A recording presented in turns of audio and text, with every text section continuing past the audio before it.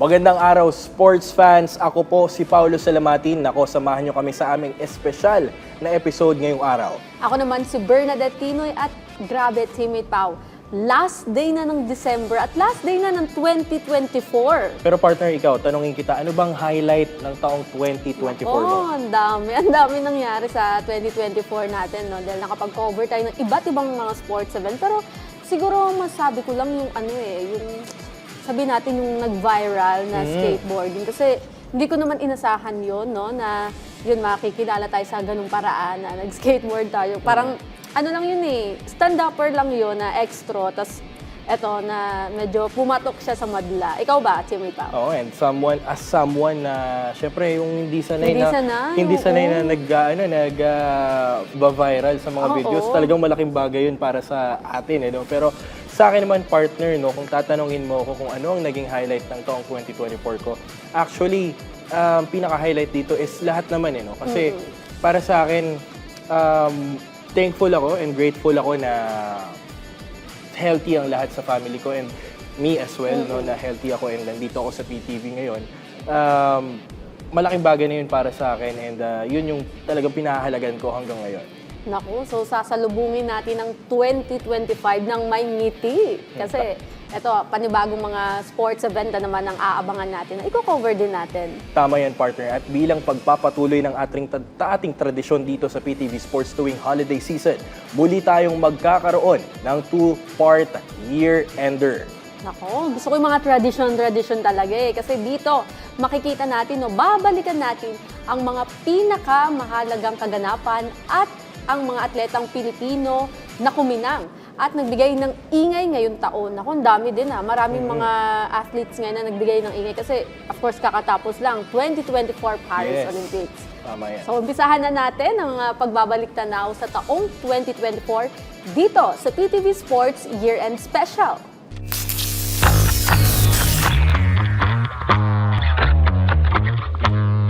Para sa ating top 10.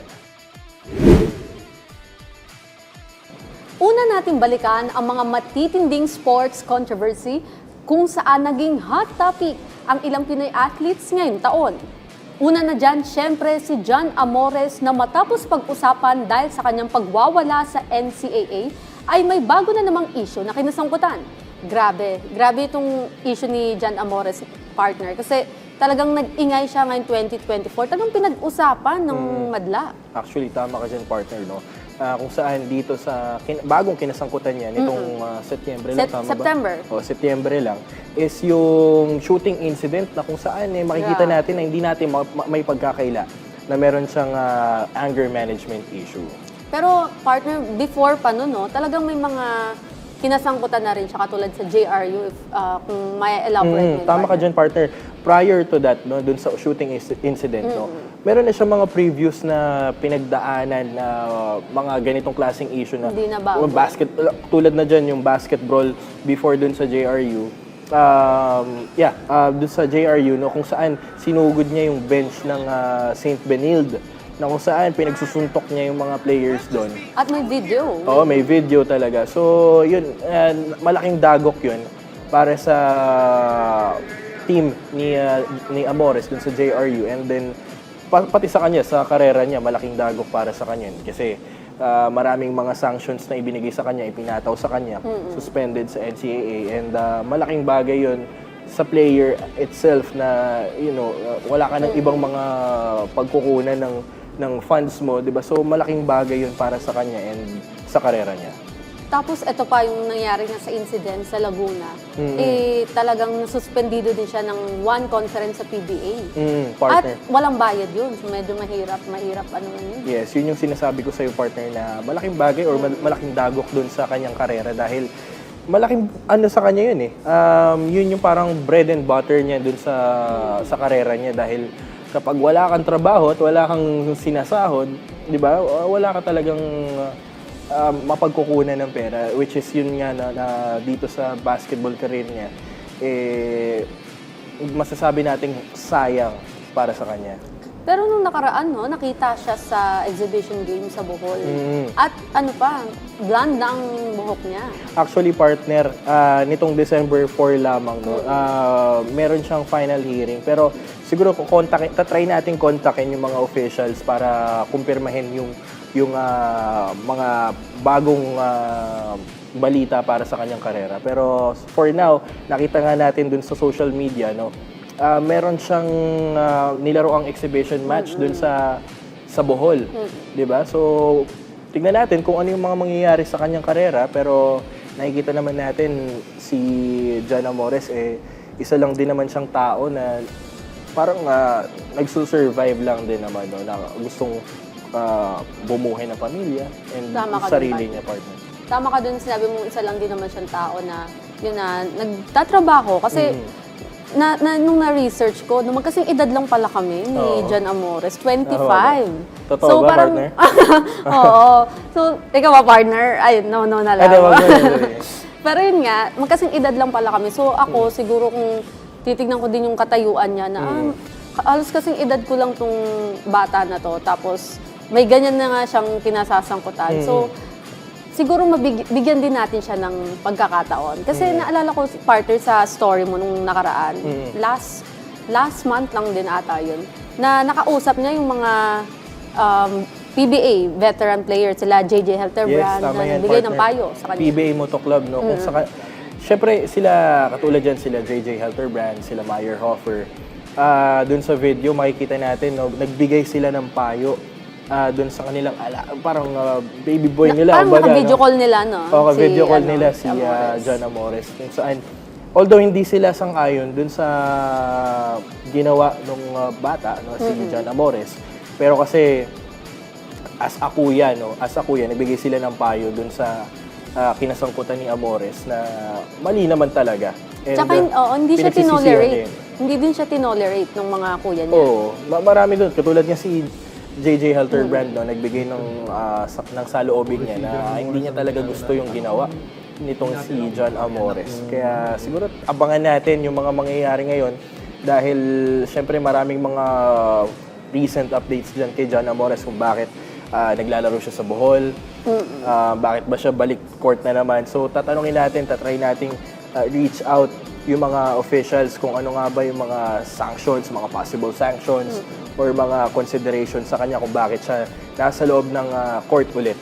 Alright, partner. Pero bukod dyan, no, kay Amores, no, marami pa tayong pag-uusapan dahil marami pang mga kontrobersya dito sa sports ngayong taon, no, na nangyari dahil bukod kay Amores, mga teammates, no, sa boxing naman, si John Riel Casimero ang naging mainit sa mata ng mga sports fans dahil hanggang ngayon ay mukhang hindi pa rin ito natututo, partner. Parang yung apelido pa lang Casimero, parang medyo may mga natitrigger na ng mga Kasi talagang, hindi naman sa pero parang nababash talaga siya sa social media. Partner.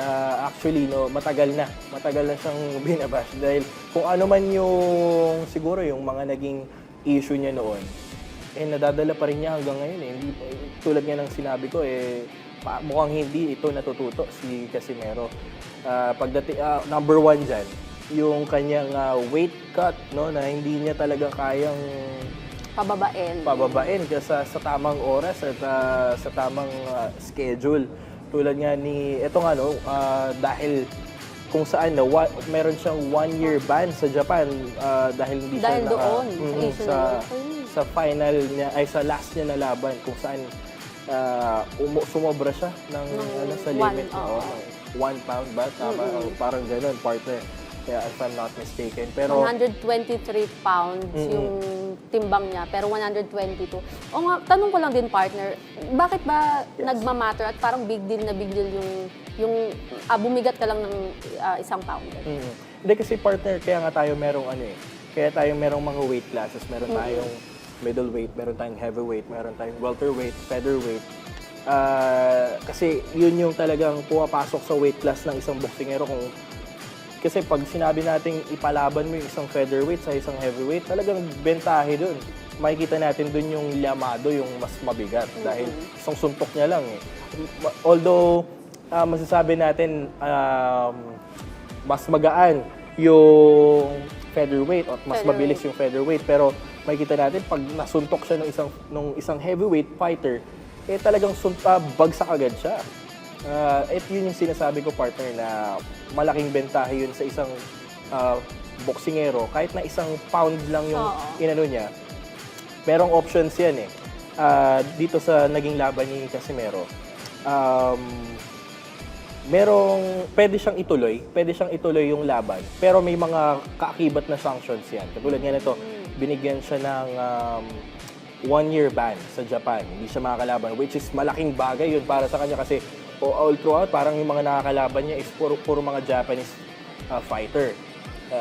Malaking bagay yun sa kanya. And plus, yung kanyang promoter doon is taga-Japanese din. Japanese din. Oo, kaya malaking bagay yun para sa kanya. Malaking kawalan para sa kanya bilang fighter. Tsaka, yun nga, gusto din ng mga Pilipino, ng mga boxing fans na maglaban nga sila ni Naoya Inoue, which magiging malabo na yon dahil nga may ban siya sa Japan. Isa pa yun, partner, no? Ito kasing laban ng Inoue versus Casimero, matagal na tong pinag-uusapan, ano? Di naman din na kasi natin may pagkakaila na si Casimero isang tremendous fighter. May Talagang potential may talaga. potential talaga. No? Sabi nga nila, MP Promotions President Sean Gibbons, may halin tulad nila si Casimero sa basta hindi ko masabi, hindi ko maalala kung ano yung sinabi ni MP Promotions President Sean Gibbons, pero ang sabi niya doon, Ang thought iba daw ano. talaga yung lakas ni Casimero at iba yung bigat ng suntok niya, na kung saan best bet itong si Casimero para kay Naoya Inoue. Which is pound for pound king, no, ng bantamweight class. Nasa kanya lahat ng 4 na world titles. Kaya nga sayang din, no? Kasi of course, yung mga boxing fans, inaabangan talaga yan, mga Pilipino. Kasi kapag nakakapanood din ako ng mga boxing match yan, lalo na mga laban ni Inoue, tagang kaya ni Casimero, tagang may mga supporters din si Casimero. Pero speaking of Casimero din, no, nakita natin siya sa SBA nung nakaraan isa din siya sa umattend nung SBA All-Star Weekend Collab. Although, hindi natin siya nakita ng personal, pero sa social media, kasama din siya doon. So, nakita natin, kasi si Casimero pala, YouTuber din, no? Oo, partner. Alam mo nga kung may search mo siya sa internet, no? Nakalagay doon sa designation niya, professional Filipino boxer / YouTuber. Yun nga yung sinasabi ko sa iyo kanina, partner, na yung taong 2022, mga teammates, no? Kung may share ko lang sa inyo, no? Taong 2022, laban niya kay Butler. Kanselado yung laban na yun. Dahil hindi siya nakapasok dun sa weight. Dahil nung time na yun, vlogger din si Casimero, nakuhanan siya dun sa isang video, sa isang vlog niya, no? Nakuhanan siya dun sa video na nagsusona. Partner, no? Nagsasauna habang nandun siya sa process ng laban nila ni Butler. Bawal ba yun, partner? Which is bawal yun, Okay. partner, na kasi dinadaya mo Meron yung pala. proseso ng pag-weight cut which is hindi talaga tama para sa isang boksingero, and madaya yun, partner. Naku, So dahil yun sa yung sinasabi video. ko sa'yo na Oo. hanggang noon pa lang, hanggang ngayon, hindi niya kayang bumaba sa kanyang timbang. Pero kasi, partner, ang masasabi ko rito, no, pasensya ka na, ang daldal ko. Go. Pero ang Kasi ano lang kasi dito, boksingero ka din, di ba, partner? parang gusto ko lang maging boksingero, pero Oo. mukha lang boksingero. Maraming kanto. Pero Ayun na pala si Casimero. Hindi, wow. Ayun na. Hindi, partner, ano lang yan. Kasi dito si Casimero, nawala na ako tuloy, partner. Pero ang masasabi ko kasi dito, si Casimero kasi siya yung type ng boxer na may potential pero pasaway talaga eh. Pero masasabi natin din na siguro kasi nasa ano yan nasa handling din ng mga tao. Matatandaan natin before, nasa under siya ng MP Promotions. Manny Pacquiao. Oo, kay Manny Pacquiao, kay Sean Gibbons. Pero umalis siya doon dahil sa mga issues na kinasangkutan niya. Which is yun. May issue din. May mga issues siya. Isa na rin doon yung kanyang timbang, no, na hindi niya talaga kaya. After nun, naging manager niya yung kapatid mismo. niya. Oo. Doon na siguro masasabi natin, nagkagulo-gulo yung karera ni Casimero. Kasi walang proper handling eh. Hindi, yung lalo sa timbang, na dapat merong naghahawak sa kanila dahil Importante talaga partner kasi sa isang boksero, meron niyang nutritionist, may conditioning coach. No, lahat yan kompleto, partner. So, yung mga yon, ginajot down yon para kalkulado lahat ng mga galaw ng isang boksingero at nakokontrol or nalalaman nila or na ano nila yung kung tama na ba yung timbang nito or kasi merong mga instances, partner, na kahit bumaba ka ng timbang pero mukha kang tuyo. Merong ganun, partner, yung bad weight cut tawag doon. Hindi siya magandang pagbababa ng timbang. Pero yun nga, no? Tignan natin sa mga susunod na... Tingnan natin sa 2025. Oo, sa susunod na taon, malay natin, no? O pagkatapos ng 1-year ban ni Casimero, pag lumaban na ulit siya, tulad nga nung sabi May mo, comeback nakikita pa natin dito sa mga layoff season niya. Kasi wala siyang laro wala siyang laban. Kikita natin kung saan siya umiikot. Tulad nga niyan sa billiards.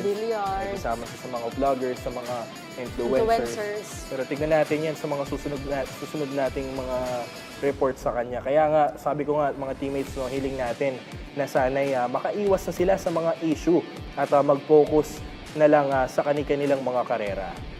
Ito naman, para naman sa ating top 9. Siyempre, hindi rin mawawala ang mga accomplishment ng ating mga national athletes at nasa likod niyan si Sir Abraham Bambol Tolentino na muling na-elect bilang presidente ng Philippine Olympic Committee. Grabe din yung naging eleksyon nung nakaraan, no? At landslide, imagine 45 out of 61 votes. Oo, biruin mo yung partner, no? 41, tama, di ba? 41. Yes. 45, sorry. 45 out of 61 NSA officials ang kasi may mga kita head na, ng NSAs. Oo, mga head ng NSAs.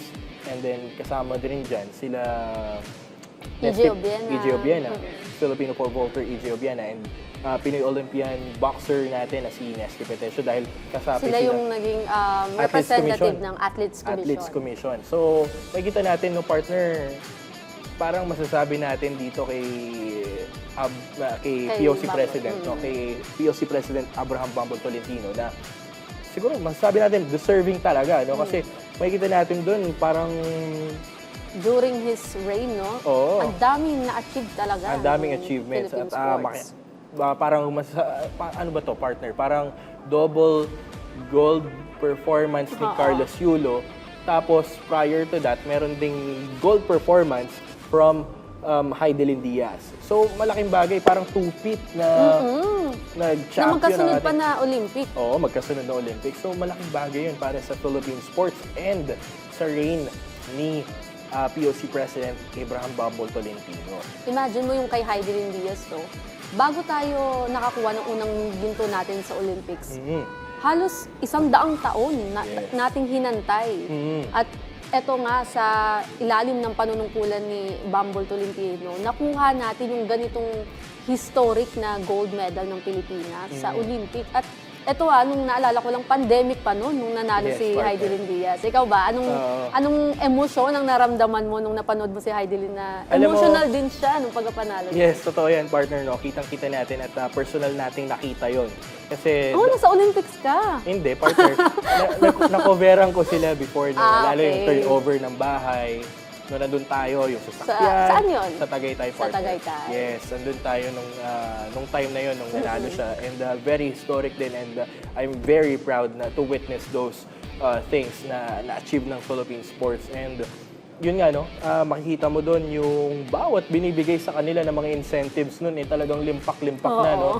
Makikita mo doon yung... Nakwenta ng mga Pinoy. Libreng bahay, libreng sasakyan. Alam mo, parang buhay ka na eh. Parang di mo na kailangan lumabas ng bahay, pero syempre kailangan mo, alam mo yung parang tamad ka na lumabas ng bahay, pero kailangan mo lumabas ng bahay kasi kailangan nila i-claim yung free full tank, diba? Di ba? Lifetime. Ang tanong ko nga dyan, partner, kung paano nila, kunwari 80 years old na sila. Ako po si Heidelin Diaz. Paano nila i-claim yung free nila, di ba? Kunwari, free ice cream for lifetime, no? 80 years old ka na, tapos nagkiklaim ka pa rin, ako po si Idilyn Diaz. Paano na sasabihin yun? No? Patunay, no? Oo. Na, sige nga, ikaw ba talaga si Idol? Oo, Martin. Pero Pero ang yun kulit nga, talaga yung no? mga incentives dito Yes, sa Pilipinas. alam mo, isa lang yan sa mga nakakatuwang mga incentives nila, pero siguro may magkakaroon sila ng mga proper processing dyan. I'm sure naman, no? Pero maganda kasi yan na makita, no, na Idilyn Diaz is a great model for other athletes, no, Filipino athletes, kasi talagang ang dami nag-strive maging atleta, no. Simula nung naging gold medalist si Idilyn Diaz, talaga nakita ko lahat ng mga bata dun sa kanto nagbubuhat na sila kahit bato eh. Totoo. Yung weightlifting as a sport, kasi from underrated na sport yan. Talagang ngayon, meron ng weightlifting sa iba't ibang mga palaro sa community. Yes. Ganun yung naging epekto niya. At saka marami na din yung mga sa grassroots program na isa sa binibigyan nila ng priority, itong weightlifting as a sport. Yes, at bukod pa dyan, no, hindi lang naman si Idilyn Diaz ang nagtagumpay dito sa nakaraang Olympics, sa 2020 Tokyo Olympics. No? Pero kasama rin dyan ang mga Filipino boxers natin, sila Yumir Marcial, Nesty Petesio, at Ira Villegas. Carlo Paalam, silver medalist natin. No? So, malaking bagay yun sa Philippine sports talaga kasi yung ganong bagay, no? Hindi lang sila yung nag-grow, pati yung Philippine sports natin and yung sport as well, no? Sport itself na lumalago sa buong Pilipinas kasi nga dahil sa mga achievements nitong mga to, marami yung tumatangkilik na pasukin yung sport na yun. At after nga nitong Tokyo Olympics, dito naman sa Paris Olympics, naku, ang dami din nating mga kababayan na nagpakitang gilas. Ito, si Nesty Petesio din. Yan. Yes, partner. Although hindi tayo nakakuha ng napakaraming medalya, no? Pero marami tayong mga na-achieve dito. Katulad dyan sila rowing natin. Sa rowing Joanny natin, si Joanny Delgaco. Delgaco, di ba? First Filipina to qualify for the Olympics. And marami pang iba, no? Sila EJ Obiena. Yes, Lauren Hoffman Yes, sila sa Lauren hurdles and Yes. si Jan Cabang Tolentino. marami Pero yan. syempre, hindi mawawala sa paningin at sa statement, sa headline ng 2024 si Carlos Yulo. Imagine, Yes, double Carlos gold Yulo, medalist. partner. Yes, yan talaga ang ginano ng mga Pilipino, no? Dahil siguro, sino bang Pilipino hindi pa kilala si Carlos Oo nga Yulo, no? eh. Grabe din yung mga trend sa kanya, no? Oo. Na mga gumagaya na kay At Carlos Yulo. siguro, naging motivasyon niya yung, kasi partner onting ano lang, nung 2020 Tokyo Olympics, nung nanalo ng gold medal Kala ko na-meet mo din, na-cover mo din. Hindi, partner. oo. Nung 2020 Tokyo Olympics, nung nanalo si Idilyn Diaz ng gold medal, may video na kumakalat na pinahawak ni Idilyn Diaz yung medal niya kay Carlos Yulo. Wow! Oo, and sinabi doon ni Carlos Yulo na balang araw makakakuha din ako niya. Kasi 2020 nag-manifest, Tokyo Olympics, oo. matatandaan natin, partner, no, si Carlos Yulo ay hindi nagtagumpay na Yes. makakuha ng medalya. Pero pagdating dito sa 2024 Paris Olympics, no, talagang nakita natin, nakakuha ng ginto, 2 beses Dalawa pa. Oo, so malaking bagay yun para sa atin. Congrats sa ating national athletes. Yes. Ating balikan ang ating panayam kay Tolentino para malaman kung ano pang nakalatag para sa Pinoy athletes sa susunod na taon.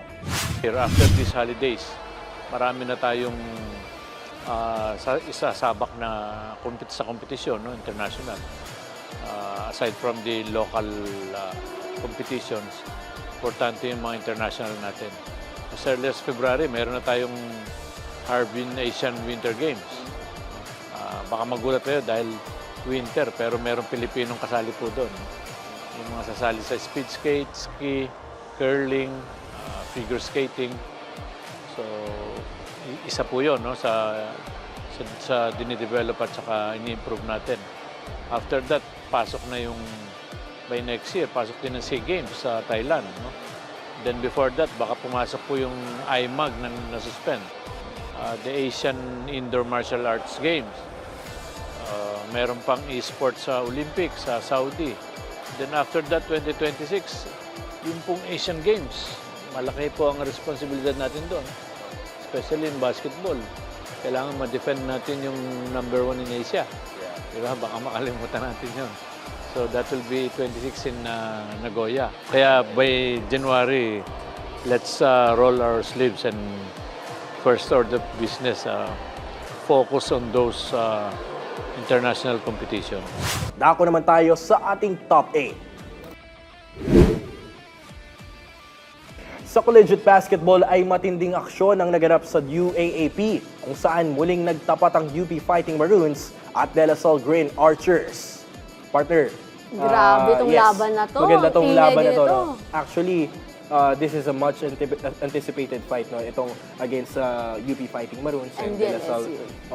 Maganda kasi to, partner, no? Itong matchup nila. Ikaw ba, ano masasabi mo dito sa naging labanan nila? From you, kasi in-expect nilang lahat, no, magiging finals champion Champion na ang naman DLSU. yes. Pero umangat ang UP, no, which is very impressive from them. Tsaka grabe yung scoring ha. If I'm not mistaken, 66 to 61. Ganun kadikit at kababa yung score. Yes, Ibig low sabihin- scoring, no? Ibig sabihin, Oo. partner, defensive play ang ipinakita ng dalawang teams. Kasi pag mababa ang scoring, no, makikita mo dun na ibig sabihin, ayaw nila magpatira wala ng dalawa. talagang ano. Ayaw magpatira ng dalawang team. So, yun, makikita mo dun, dikitan talaga yung laban. Pero ikaw, partner. At grabe din yung suporta ng mga taga-UP kasi nung time na yan na naglaban nga yung dalawang kupunan, nung time na yun, nag-cover tayo Yes. sa loob ng UP. Pero hindi about sa basketball. yung Kasama ako pinupunan. dyan, partner. Hindi. hindi. hindi.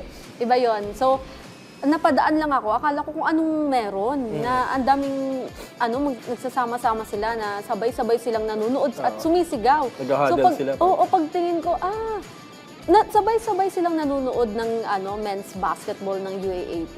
Tapos kada may nasushoot yung UP, talagang nagsisigawan. Parang yung vibe niya, parang kapag laban ni Pacquiao, di ba? Lahat ng mga nasa sa covered court, nagsisigawan, yung mga tao nagsasama-sama sa covered court. So ganun yung naramdaman ko nung nakapasok ako dun sa UP na hindi naman sana yun yung intended na i-cover ko kasi may iba akong i-cover. Pero ganun yung suporta nila at congrats sa mga taga-UP dahil nakuha na naman nila itong bumalik sa kanila itong titulo.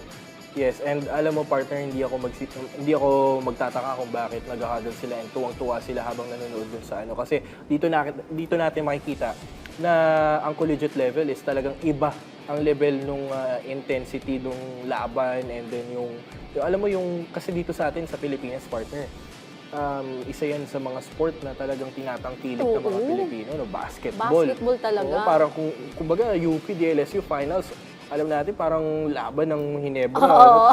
Diba parang Crispa, Parang Toyota, ganun ganun eh. Hindi, pero partner parang ganun lang. Pero dito kasi makikita natin UP, after 3 final season, no, talagang nagawa nilang Nakuha mag-finals. nila. So, nakuha nila yung titulo and then talagang yun yung impresibo sa kanilang eskwelahan. Oo, tsaka yung rivalry talaga ng dalawang kupunan. Hindi lang yun, pati yung sa mga coaches, di ba? Kay Coach Topex Robinson and of course kay Coach Raylan Torres. Pero hindi rin natin may kakaila yung siguro malaking factor din nung pagkatalo ng DLSU, no? For me lang, no? In my opinion, partner, siguro naging rin para kay KQ, kay Kevin Kiambao, yung paglipat niya ng team or kasi di ba papunta na siya ng Korea to pursue his career, professional career. Ang daming no? nagsasabi na distracted siya sa game, kaya ganito yung naging resulta. Pero ayaan natin, tignan natin kung anong magiging resulta. And bukod nga kay KQ, mayroon pang mga atleta from UP. Si JD Kagulangan, Yes. pupunta rin ng Suwon, KT, Sonic Boom, tama? Yes, kung hindi ako nagkakamali, itong sa Suwon, dito din galing si Dave Ildefonso naman, ng Ateneo before. Yes, tama. Alright, partner. At syempre, kung may UAAP, merong NCAA. Dahil punta naman tayo sa NCAA, partner, kung saan nagkampiyon naman ang Mapua Cardinals kontra St. Benilde Blazers sa Centennial Season ng Collegiate League. So, talagang, di ba, Centennial Season, 100 years, partner. Malaking bagay ito para sa Mapua Cardinals. After 33 years, muling napasakamay ng Mapua ang titulo ng imagine mo yun, championship. 33 years, kinailangan pa ng 33 taon bago ka magkampiyon sa Naku, NCAA. kung ikaw yung last na nag-champion, no, yung yung eagerness mo na manalo kasi after 30 years, kung ilang taon na siguro yung mga before na nag-champion and ngayon, Yes, ilang pinakita. henerasyon na kumbaga, no? Oo. Ilang mga na set of players na nagdaan bago nila makuha yung kampyonato dito sa season 100 ng NCAA. NCAA. So malaki bagay yun, partner, no? Ikaw ba parang, ano ba, saan mo ba yung mahihalin tulad? Kasi di ba, 33 years eh. Ikaw parang, di ba, after 33 years, nakuha mo yung, Nabalik sa nakamit mo kanila yung yung gusto ano. mong makuha, di ba? Pero etong sa season ngayon ng NCAA, no, maganda din yung laban kasi yung Mapua, nakapasok na rin sila sa finals last year. So, ito yung redemption talaga nila na natalo sila nung nakaraan eh. So, ito yung nakuha na nila yung kampyonato. Kaya may redemption talaga silang mas bukod sa 33 years yun nga may redemption. So mas yung eagerness nila na manalo talaga. Yes, and kasi madalas talaga Letran tsaka San Beda ang naglalaban sa NCAA. Pero this time, this conference, this season, napasa kamay ng Mapua. Yes, partner. And sa pangunguna yan, ni Clint Escamis, no, na kung saan naging top player siya on his sophomore season. Kita natin doon, partner, no. May nabasa Clint tayo Escamis. kanina na parang 30 points. Yes, 30 points sa game 1. Ganun ka taas yung inambag niya sa game. Oo, and prior to that, no, to the whole season, nakikita natin yung pagiging consistent niya sa laro and makikita rin natin doon yung eagerness niya na buhatin yung kanyang team at gusto niya magkampiyon ngayong taon dahil 100 season. So, talagang historic para sa kanilang franchise. Tsaka sophomore season, medyo bata pa si matagal-tagal pa. Escamis. And the future is bright for Nako. Escamis. Talaga. Tignan natin yung mga susunod naman na season kasi baka mamaya bumawi naman tong San Beda or Letran. And of course, yung St. Benilde na rin. Pero syempre, hindi rin natin palalampasin ang pagbalik ng cheer dance competition title sa National University. Atin munang panoorin ang interview kay Gabriel Anthony Bahakan, ang head coach ng National University Pep Squad. We seek knowledge pa. Kailangan pa rin namin mag-aral pa rin talaga po. Even the coaches needs to learn more. The sports is progressive pa rin. May mga goals pa rin kami. We wanted to compete abroad, internationally, and we want the kids to showcase yung kanilang talento doon. Yun yung mga goals namin na nag-push sa amin na magtrabaho talaga ng magtrabaho ng sobrang dami para lang makuha namin yung gusto namin makuha. Kasi naniniwala kami na hindi lang ito pa yung kaya ng Pilipinas. So, hindi lang po NU Pep Squad, kundi yung buong cheerleading community. Talagang may mga goals pa kami. Despite of us winning the championship sa NU, sa UAAP, is marami pa rin bagay na kailangan kami matutunan. At yun yung bagay na kailangan namin pagpursigihin para pagandahin pa namin yung craft namin po. Grabe talaga tong cheer dance. Etong UAAP cheer dance competition, isa talaga to sa ina-anticipate ng mga Pilipino na panoorin. Ikaw ba, partner, personally, ano bang masasabi mo? Kasi that time, nasa Palawan ako, partner Oo. Nasa Palawan ako nun. So, medyo napanood ko rin naman. Pero ano masasabi mo about dito sa season ngayon ng cheer dance competition?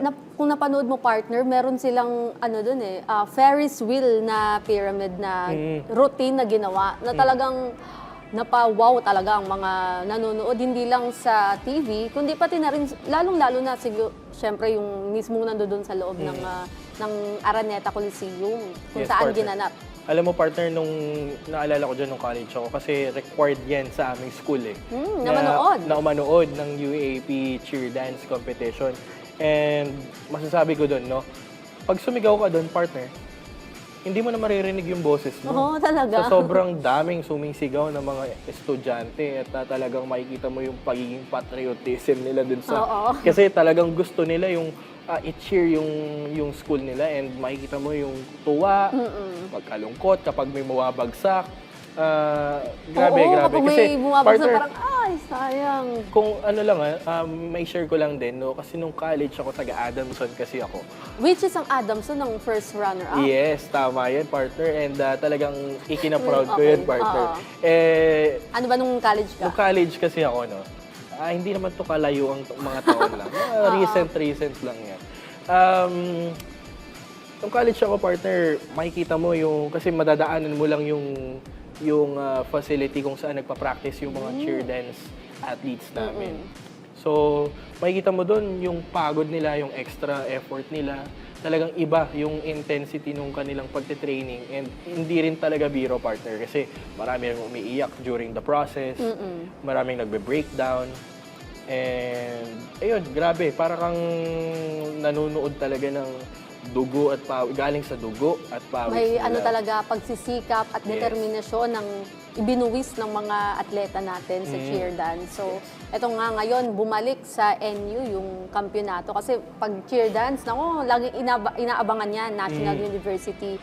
Pero eto, bumalik sa kanila, kinuha ulit nila, inangkin nila yung titulo ng pagkapanalo. And eto nga, first runner-up nga ang Adamson. And second runner-up naman, itong UST Salingawi. Alright, Maganda heto yan, naman. Punta naman tayo sa top 7. Sa Premier Volleyball League, gumawa na kasaysayan ang Creamline Pool Smashers bilang kauna-unahang kupunan na nakasungkit ng Grand Slam ngayong taon. Nako partner, isa pa to. Imagine Grand Slam. And of course, isa yung Creamline Pool Smashers sa maraming mga fans. And tayo nga, ngayong taon, masabi natin na talagang volleyball is a mainstream sport na yan dito sa Pilipinas. Actually, yun nga, no, sabi mo, isa ang volleyball sa mga mainstream sports dito sa Pilipinas. Pero, partner, ano masasabi mo dito sa Grand Slam na performance nila without dito sa volleyball, no? Without the players of Gemma Galanza. Si Gemma Galanza lang ang nakapaglaro kasi wala yung mga kasama niya kasi sa pag-creamline, Alyssa Valdez, Yes. Bernadette Pons, Kyle Negrito, yan yung mga inaabangan Bernadette sport. Tinoy. Oo nga, yun pala no? Kaya, at yung mga yun, mga MVP yun, Oo. na tinanghal silang MVP, Tots Carlos, Kyle Negrito, Michelle Gumabaw. Ito nga, nakuha nga ng Creamline Pool Smashers ang kanilang Grand Slam nung 2024 Invitational Conference. Yung nakaraang buwan lang din to. Tama ba, partner? 10 total championships? Yung ano nila, championship nila sa liga ay sa koponan. Yung kumbaga yung history ng koponan nila, kung pang 10th na title na nila to. Pero ngayong taon nga ay bukod sa 10th na crown nila, nakuha pa nila yung Grand Slam. Kasi nga sunod-sunod na silang nanalo. Itong pang-apat nila itong 2024 Invitational Conference. At ngayon nga, kahit na December 31, wala nga yung Premier Volleyball League. Pinatigil muna kasi babalik sila sa January next year. Yes. Pero grabe din yung pinakita ng Creamline Pool Smashers ngayong ano naman, 2024 to 2025 PBL All-Filipino Conference na sila din ang defending champion. Yes, All-Filipino. To talagang Yes. makikita natin dito kasi All-Filipino, pag sinabi mo All-Filipino, walang mga imports, Yes, no? oo. So, wala silang sinasandalan ng mga players. Kumbaga dito, All-Filipino, makikita natin yung totoong talento ng mga Pinoy, lalong-lalo na dito sa volleyball. Nako, Creamline, nung nakaraan nga sa Invitational Conference, ang tinalo nila ay Signal HD Spikers. Isa din nga malakas na koponan din. At dito, 5 set ang tinagal ng laban. So kapag umabot kasi ng 5 set, ibig sabihin talagang matindi yung laban. Matindi, oo. Hindi nila na-sweep. Pero ito, nagpakitang gilas nga itong Creamline Pool Smashers. At isa din sa madalas nilang nakakalaban na inaabangan ng mga Pinoy fans itong Choco Mucho Flying Titans naman yan. Kasama sila si Rondina. Naku, isa yan sa aabangan natin. Maliban sa volleyball, no? Volleyball. Tungo naman tayo para sa ating top 6.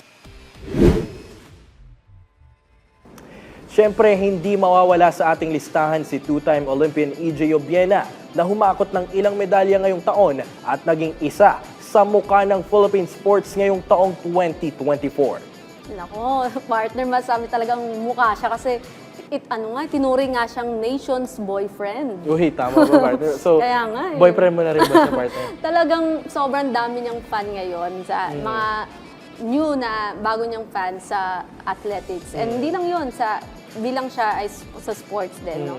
Isa yan sa mga tinutukan natin, no, si EJ Obiena. Kasi Yes, partner. ang ganda ng pinakita niyang performance nung 2020 Tokyo Olympics. Yes. 11th place, finish siya noon. Pero ngayon 2024 Paris Olympics, 4th place naman siya. Ayun nga yung sinasabi ko kanina, partner, no, na hindi biro yung mga pinagdaanan ng ating mga atleta during the process bago sila umapak or tumungtong sa Olympics. Dahil yun nga, no, kahit na walang medalya yung ibang mga atleta natin na mga Philippine delegates natin sa Olympics itong 2024, iba, historic na rin yung kanilang pagkaka-qualify. Dahil pag-qualify pa lang, partner, malaking bagay na yun para sa atin. At speaking of EJ Obiena, no, world number 2 player siya nung, before pa nung Olympics. Imagine, ang nangunguna dyan si Armand Duplantis. Si Duplantis, naman kasi grabe Nako, naman partner, yung, no, alam mo, parang nabuhay siya para dun sa sport na yun, Kaya di nga ba? eh. And bata pa, no? Oo. Bata pa siya, parang 24 Parang magkasing edad ba? lang din Tama ba? namin. 2024. Ay, 2024. Paris Olympics yan, partner. Pero, 24 siya, oo. oo, pero ganun, no? Parang, kasi makikita mo talagang versatile yung player na yun. Si Duplantis, nung habang pinapanood ko siya. 23 meters ang Di ba? kanyang record. Partner, parang naman ang po. nag-last na ng attempt si EJ Obiena, parang nasa 5.70 ba? Tama? O 5.75? Parang ganun na yung last. Pero na-exceed pa ni Duplantis yung di natin inaakala, di ba? Tsaka yung record ng Olympic record, Yes. na-hit niya pa yun, Oo. na-break niya yun. Ganun kagaling si Duplantis. So, At nag-iisa lang talaga siya, Oo. di ba? So, kaya nga, world number 1. iba-ibang klase si Duplantis. Pero imagine na, world number 1 si Duplantis at world number 2 EJ Obiena, isang Pinoy. Pero di rin naman natin may pagkakaila dahil natapos yung kampanya ni EJ Obiena na may fractured spine. Ay, oo. Di ba? Meron So, siyang malaking bagay nasabing din injury. para sa kanya yun. Parang double dagok to para sa kanya dahil hindi siya nakapag-medal.